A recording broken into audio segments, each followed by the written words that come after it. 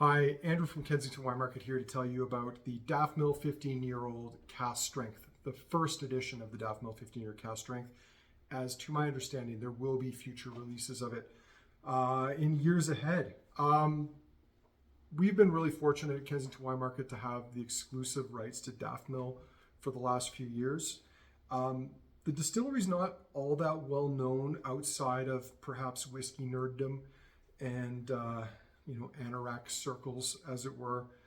And a big part of that is that it's a tiny distillery. We're talking its capacity, if it produced year-round, 7 days a week, would be 65,000 liters. It doesn't operate that way, and I'll get to that more in a moment. So it's a tiny, tiny distillery. But what's really cool about it is that in this wave of new distilleries that have been opening in Scotland over the last few years, going back at least a decade, there's close to 30 that have either opened or soon to open or will have spirit and whiskey in the years ahead. Daftmill was ahead of this curve. Along with Kilchoman, they were the first distilleries to open in the 20th century. I guess I should say 21st century. It's not the 20th century. There are other distilleries open. That was a different millennium ago, and century, as it were. Anyway, Daftmill opened in 2005, same time as Kilchoman. Kilchoman was operating on a model where they knew they needed to produce whiskey that could be consumed within 3 or 4 years so that they could keep the lights on, so they could keep laying down casks, they could keep paying the bills. Daftmill took a very different approach to this. They decided they were going to lay down casks of whiskey to mature, and that they wouldn't bottle any until they felt it was ready to drink. And the numbers that were being batted around were at least 10 to 12 years of age. That was the soonest they would be releasing whiskey. And it came to my attention, I want to say late 2000s or early 2010s. I was fascinated by this farm distillery that would only produce seasonally. Essentially, it's a farm. It has been a farm for over 1,000 years. The Cuthbert family have owned it since 1984, and they've been producing and selling malted barley to the Scotch whiskey industry, or barley for malting rather, to the Scotch whiskey industry for the last 40 years or so. And it was around the early 2000s that Francis and his brother were frustrated by the prices they were getting paid for barley that was going to the Scotch whiskey industry. They were producing about 1,000 tons of barley a year, and they kind of decided, why not add some value to our own barley? We'll set aside a portion of it that we'll use to make our own whiskey. And that's how this whole ball got rolling. It was different times. Getting the distillery up and running was a lot faster then than it has been for a lot of new producers in the last decade. And they just kind of quietly went about doing their own thing. The distillery would only make as much whiskey as the profits from the farm would pay for. They never took outside money. And the legend sort of slowly started to grow. And as I said, about 2008, 2010, when I became aware of it, I became very determined to go and visit this distillery. I was fascinated at this idea that they were going to kind of go completely against industry trends. They were going to be tiny, a micro distillery. And I believe it was through connections with Barry Brothers and Rudd, who eventually became their importer, that I was able to set up a visit to Daftmill, because it wasn't open for tourists. It wasn't welcoming people in. There's no visitor center. So I made my first visit there.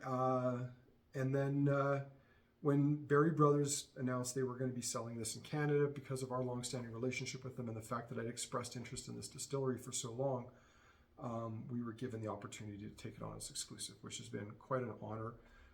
Because not only is the whiskey rare, it's lovely, and the story and the provenance that all tie into it, to me, is what makes it so special and so interesting.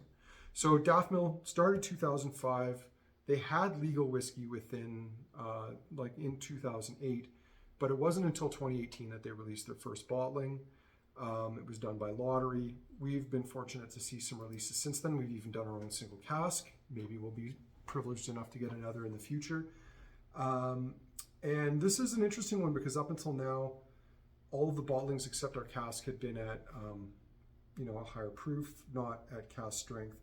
But this is also the oldest Daftmill that we've had come in so far too. And the things we love about the whiskey, it's Fruity, it's funky, sometimes a bit farmy, but it's an old school style spirit. It's made slow, long fermentation, slow distillations. Francis is an incredibly particular distiller, having spent some time with him. He's had people work with him in the past, but ultimately he's a man who likes doing this stuff himself because I think he believes that only he will ever make it as well or to the standards that he's set for himself. And, the only thing that he really is planning to change in terms of how Daftmill operates, and they sell everything they make. In Europe, bottlings like this sell out in 24 hours. It's an oddity that we still have stuff like this here in Canada, but it's because we just don't have the same volume of consumers that are just desperate to get their hands on this stuff. To put Daftmill's production in perspective, most years they only produce about 20,000 liters or so.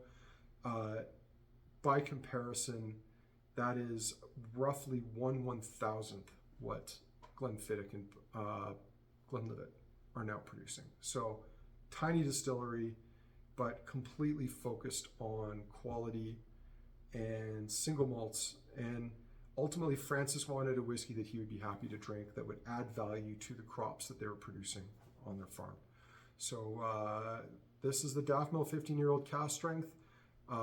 It was matured in 28 first fill bourbon barrels, bottled at 55.7%. And it's got great reviews from most of the critics. But why don't we give it a little nose and taste ourselves? Soft and fruity. It's got a nice minerality to it, and that's something that I don't think I picked up when I did my initial tasting note on it. It's floral, fresh cut grass, soft nutty tones, that vanilla honey character that you get typically from ex-Bourbon is really coming through. Funny story, Francis lives not far from where a lot of the casks for Speyside cooperage arrive in Scotland, and there's another cooperage located in the lowlands not far from him, and he basically goes in, and I think they love when he comes for a visit because he comes with his horse trailer and he loads up as many barrels as his horse trailer will haul, primarily ex-Bourbon. But unlike bigger distilleries who just want a volume of casks and they know that there'll be some that are better than others, he noses every single one before selecting it. He's very particular, but I'm sure much as I do and much as many consumers out there do, I think they probably admire him for this and for his attention to detail in these things. The nose starts moving into like very fruity tones, soft fruity tones, citrus, orchard fruits. I'm also getting like Starburst fruit candies would be a good one. And even like a little bit of a blue cheese note coming through, maybe with some honeycomb or a bit of quince paste. Lovely. Very approachable, no rough edges on the nose. It's not sharp, it's not hot. Let's give it a taste. On the palate, it's toasty, floral. There's a nice spicy backbone to it. Those toasted oak spices that you get in a lot of ex-Bourbon casks moves into these nice vanilla marshmallow tones, bit of marzipan. On the fruit front, staying really in the orchard fruit territory, apples, pears, bit of apricot.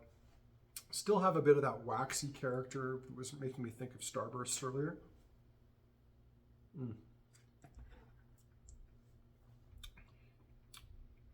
Nice malt there too.